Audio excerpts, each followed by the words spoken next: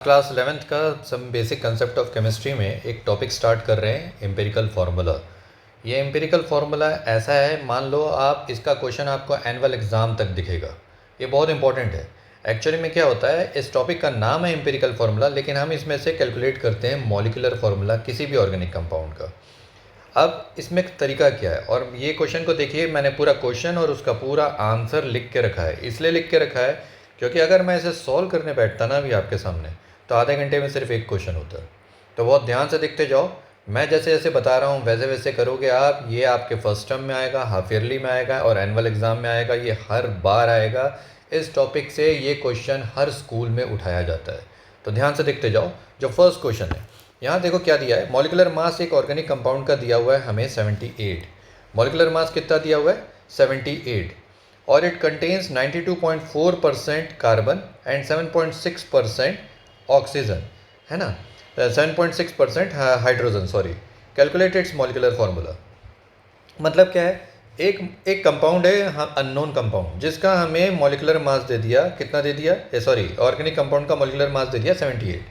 और उसमें बोल दिया कि कार्बन और हाइड्रोजन का परसेंटेज दे दिया हमें, कि कार्बन का परसेंटेज कितना है, 92.4% है, और हाइड्रोजन का परसेंटेज कितना है, 7.6% है। लेकिन इसका रेशियो क्या है ये नहीं दिया।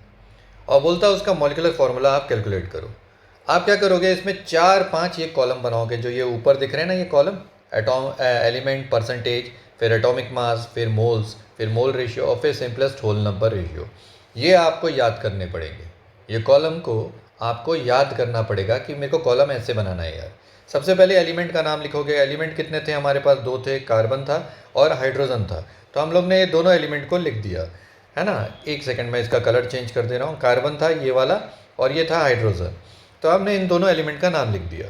अब देखो इसका परसेंटेज दिया हुआ था क्वेश्चन में, एक था 92.4% और एक था 7.6%। ठीक है, तो ये दोनों का परसेंटेज लिख दिया। नेक्स्ट टॉपिक में लिखोगे आप उसका एटॉमिक मास। एटॉमिक मास क्या था नेक्स्ट कॉलम में? पहले कार्बन का था 12, हाइड्रोजन का था 1, आपने वो लिख दिया। डिवाइड करोगे उसको मोल्स निकालने के लिए, तो आप क्या करोगे, जो परसेंटेज है उससे एटॉमिक मास को डिवाइड कर दोगे। आंसर कितना आया? 7.7 और 7.6 आया।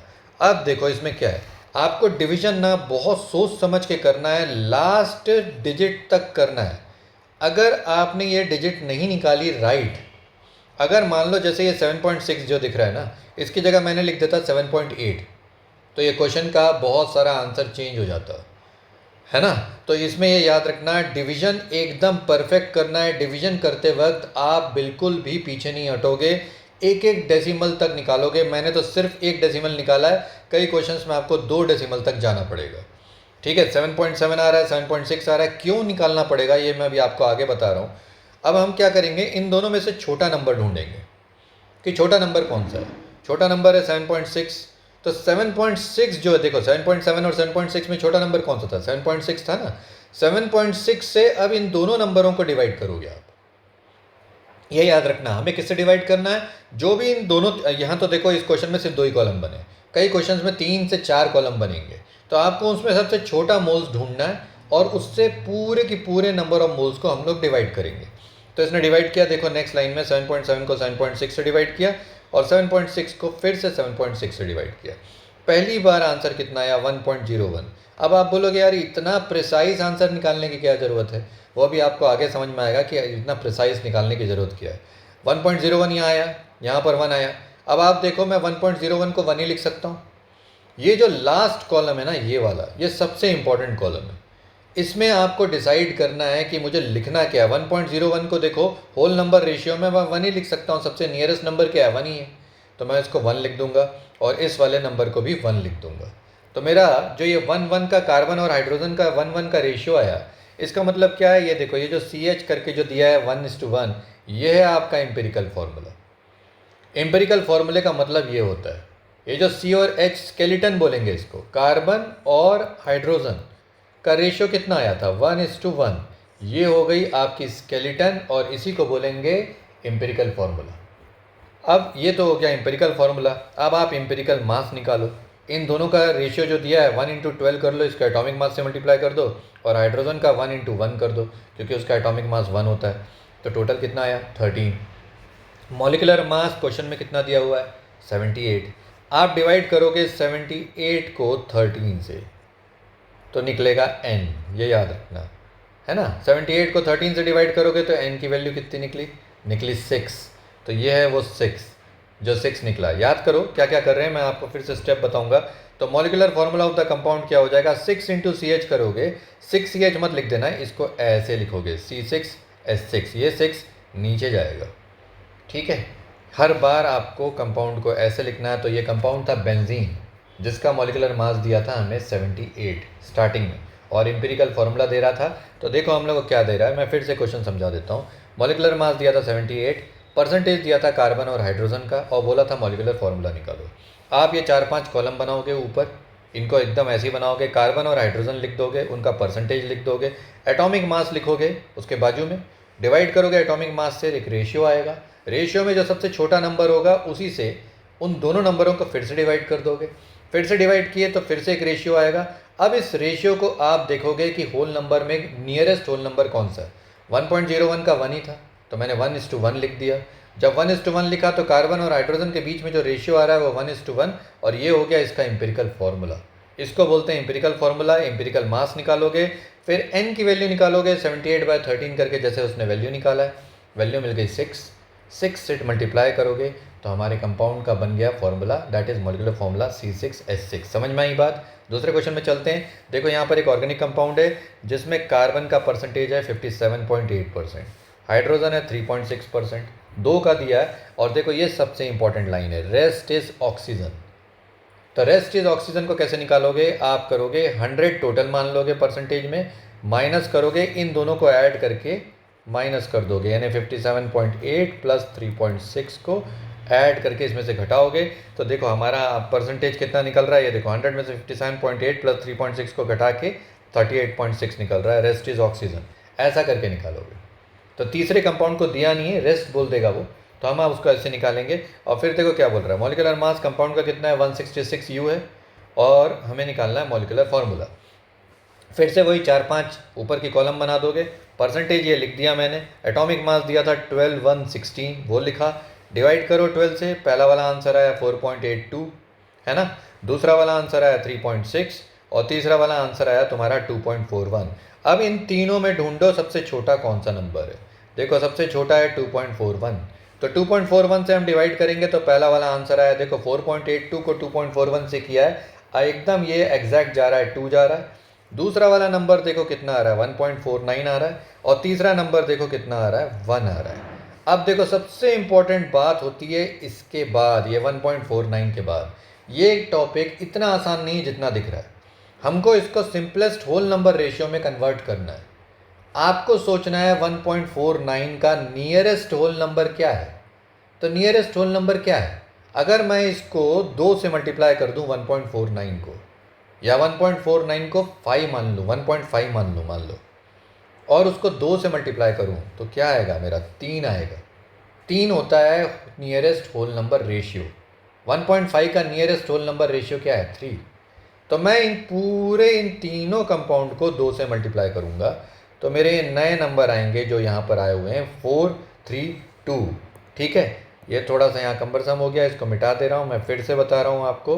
तो देखो क्या हमारा रेशियो आ रहा है 4 3 2, ये जो रेशियो आ रहा है 4 3 2। ठीक है, ये निकालना सबसे इंपॉर्टेंट टॉपिक है। यही लास्ट स्टेप लोग नहीं कर पाते, लास्ट स्टेप में ही एम्पिरिकल फार्मूला डिसाइड करता है आपका क्वेश्चन राइट है कि रॉन्ग है। इसलिए यहाँ डिवीजन करना बहुत ज़रूरी है, प्रिसाइज। आप जितनी प्रिसाइज डिवीजन करोगे, जैसे 1.49 तक किया है इसने, आपका आंसर अगर मैं 1.4 कर देता मान लो इसको, तो क्या होता, मैं इसका डबल करता 2.8 आता। तो आप बोलते सर फ्रैक्शन में ही आंसर आ रहा है मेरा एम्पिरिकल फार्मूला बन नहीं रहा, यहाँ पर भी 2.8 लिख देते आप। तो 2.8 तो कोई रेशियो नहीं होता। नियरेस्ट होल नंबर रेशियो के लिए मेरे को नेक्स्ट नंबर भी देखना था, यहाँ पर नेक्स्ट नंबर था 9, तो मैंने उसको तन से 1.5 मान लिया, 1.5 का डबल किया तो वो कितना हो गया, 3 हो गया। तो हमें ऐसे करके रेशियो निकालना है। तो रेशियो क्या निकला 4 3 2। तो हमारा जो एम्पिरिकल फार्मूला है, एम्पिरिकल फार्मूला कैसा बना, उसका रेशियो क्या बना 4:3:2। तो अब हम एम्पिरिकल मास निकालेंगे, ये निकाला है एम्पिरिकल मास, 4 × 12 कर दोगे, प्लस 3 × 1 कर दोगे, प्लस 2 × 16 कर दोगे। 3 इंटू 1 क्यों किया? क्योंकि हाइड्रोजन का एटॉमिक मास कितना है 1 और इसका ऑक्सीजन का कितना है 16, एटॉमिक मास से मल्टीप्लाई किया, टोटल देखो कितना आ रहा है 83। मॉलिकुलर मास कितना दिया हुआ था हमें 166, डिवाइड करो 166 को 83 से, 166 डिवाइडेड बाय 83 करोगे, n की वैल्यू आई 2। तो ये जो n की वैल्यू आई 2, तो इसका मतलब है मॉलिकुलर फार्मूला क्या हो जाएगा? ये देखो C4H3O2, ये क्या था? ये आपका एम्पिरिकल फार्मूला था। रेशियो क्या था? 4:3:2 था ना। तो 4:3:2 को कैसे लिखोगे आप? C4H3O2, उन्हीं तीन का लिख दोगे। ये था molecular empirical formula.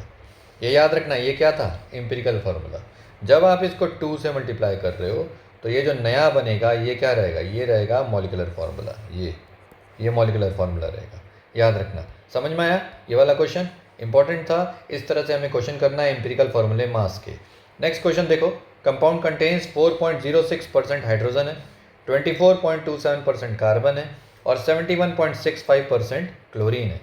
Molecular mass दिया 98.96, उसका हमें एम्पिरिकल और मॉलिकुलर फार्मूला निकालना है। सेम तरीके से दिया हुआ है, तीनों को लिख दोगे, कार्बन हाइड्रोजन क्लोरीन लिख दिया।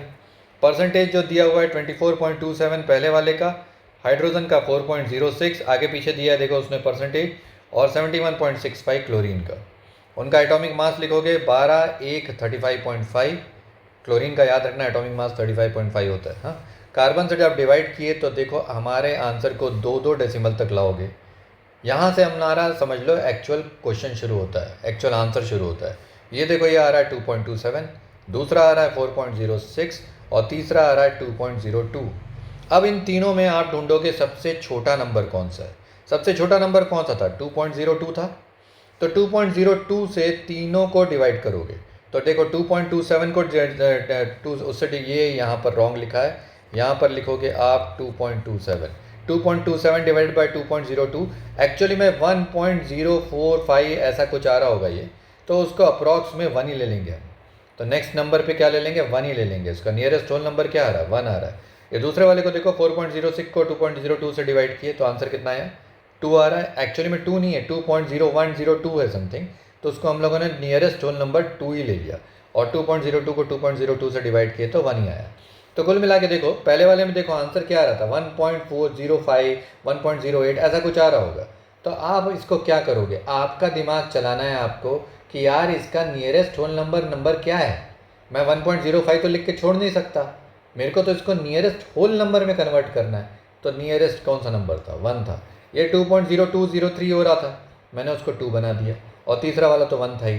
तो इसका एम्पिरिकल फार्मूला क्या बन रहा है? 1 2 1, यानी 1 2 1 का मतलब क्या हो गया? C के सामने मैं लिखूंगा 2, H के सामने लिखूंगा, सॉरी 1 2 1 है ना, C के सामने लिखूंगा 1, H के सामने लिखूंगा 2 और Cl के सामने लिख दूंगा फिर से Cl। तो ये CH2Cl, ये बन रहा था हमारा एम्पिरिकल फार्मूला। उसका एम्पिरिकल मास कितना हो गया? C के सामने 1 था तो 12 इंटू 1, H के सामने 2 था 2 इंटू 1, 2 है ना, 2 इंटू 1, और क्लोरीन के सामने फिर से 1 था तो 35.5, टोटल कितना आया? 49.5। मॉलिकुलर मास कितना दिया? 98.96, डिवाइड करो उसको तो हमारा आंसर कितना आया? 2। तो जो तुम्हारा देखो ये फॉर्मूला आ रहा था, मेरा क्या आ रहा था? CH2Cl आ रहा था ना, CH2Cl को आप मल्टीप्लाई कर दो 2 से। कैसे? CH2Cl को लो और उसको 2 से मल्टीप्लाई कर दो तो क्या बन जाएगा? ये बन जाएगा देखो C2H4Cl2। तो ये हो गया हमारा मॉलिकुलर फार्मूला। क्लियर हुआ कैसे बनाना? ये समझ में आया? ये याद रखना, ये जो आपका रेशियो आ रहा है, आपका रेशियो आ रहा है 1 to 1, तो आप C कितना आ रहा था? 1, तो आप C एक बार लिख दोगे। हाइड्रोजन कितने आ रहे हैं? 2 आ रहे हैं, तो आप हाइड्रोजन को 2 बार लिख दोगे। क्लोरीन कितना आ रहा है? 1 बार आ रहा है, तो क्लोरीन को 1 बार लिख दोगे। ये जो बनेगा ये क्या बनेगा? ये आपका बनेगा एम्पिरिकल फार्मूला। ये याद रखना, इसको एम्पिरिकल फार्मूला बोलते हैं। और उससे एम्पिरिकल मास निकालोगे, डिवाइड करोगे, 2 की वैल्यू आ जाएगी, मॉलिकुलर फार्मूला निकाल लोगे। इतना सिंपल है। नेक्स्ट क्वेश्चन चलते हैं, है ना। ये मेरे ख्याल से इसका लास्ट क्वेश्चन है, ये टॉपिक खत्म हो जाएगा। बहुत ईजी है, देखते जाओ।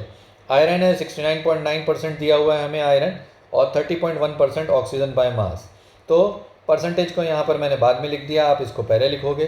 तो एलिमेंट लिखोगे फिर परसेंटेज लिखोगे, तो 69.9 और 30.1%, ये दोनों परसेंटेज दिए हुए हैं। एटॉमिक मास को डाल दो, एटॉमिक मास कितना है? 56 और 16 है दोनों का। डिवाइड करो इसको, तो डिवाइड करें तो देखो यहाँ पर क्या आंसर आ रहा है? 1.25 के करीब आ रहा है ना। और इसको डिवाइड करो 30.1 को इससे, तो देखो 1.88 आ रहा है। ठीक है, आप जब डिवीजन करोगे तो 2 नंबर तक जाना है। 2 नंबर तक जाओगे तो आंसर के राइट आने का चांस बहुत बढ़ जाएगा, रॉन्ग होने का चांस बहुत कम हो जाएगा। अब इन दोनों में से सबसे छोटा नंबर कौन है? 1.25 छोटा नंबर है, तो 1.25 से डिवाइड कर दो, तो 1.25 से डिवाइड किए तो पहली बार कितना आया? 1 आएगा, और दूसरी बार कितना आया? अप्रॉक्स 1.5 आएगा, है ना। यही है खेल, ये निकालना सबसे इंपॉर्टेंट है 1.5, क्योंकि अगर ये गलत नंबर निकालोगे तो इसका नियरेस्ट होल नंबर नहीं निकाल पाओगे, ये याद रखना। अब देखो यहाँ फिर से 1.5 आ रहा था, तो मैंने जानबूझ के इसको 2 से मल्टीप्लाई करके 3 बना दिया, और इस सामने वाले को 2 से मल्टीप्लाई किया तो वो 2 बन गया। तो मेरा एम्पिरिकल फार्मूला क्या बन गया? Fe2O3। क्यों? Fe के सामने ये 2 था और O के सामने 3 था। अब देखो इस क्वेश्चन में क्या बोला है? इस क्वेश्चन में बोला है determine the empirical formula of the oxide of iron which है, सिर्फ एम्पिरिकल फार्मूला बोला था, है ना। मॉलिकुलर फार्मूला उसने बोला ही नहीं, तो हमारे को मॉलिकुलर मास भी नहीं दिया था, तो हम लोग इस क्वेश्चन को यहीं रोक देंगे। Fe2O3 बस ये निकालोगे और यहीं पर ये टॉपिक खत्म हो जाएगा। मेरे ख्याल से ये टॉपिक आपको समझ में आ गया होगा। नेक्स्ट टॉपिक लूँगा मैं नेक्स्ट क्लास में, नेक्स्ट वीडियो में। तब तक के लिए बाय बाय, थैंक्स।